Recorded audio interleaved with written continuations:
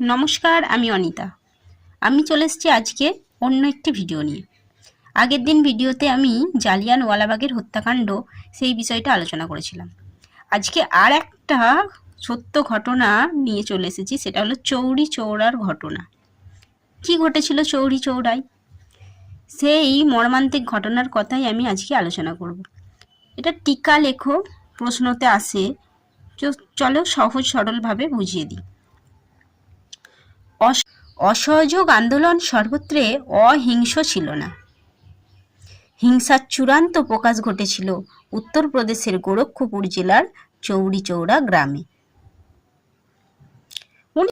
1922 খ্রিস্টাব্দ 4 ফেব্রুয়ারি ওই গ্রামের স্থানীয় মানুষেরা প্রতিবাদ জানাতে সমবেত হয়েছিল। ফলে পুলিশ ও জনতার মধ্যে সংঘর্ষ বাঁধে। জনতার তাড়ায় পুলিশেরা থানায় ঢুকে পড়ে। ঠিক সেই সময় ক্রুদ্ধ জনতা থানার দরজা বন্ধ করে দিয়ে বাইরে থেকে আগুন লাগিয়ে দেয়। এই ঘটনাতে 22 জন পুলিশ প্রাণ হারান। সমস্ত থানা পুড়ে ছাই হয়ে যায়। এই ঘটনাই চৌরি চৌরা ঘটনা নামে পরিচিত। নমস্কার, ভিডিওটা ভালো লাগলে অবশ্যই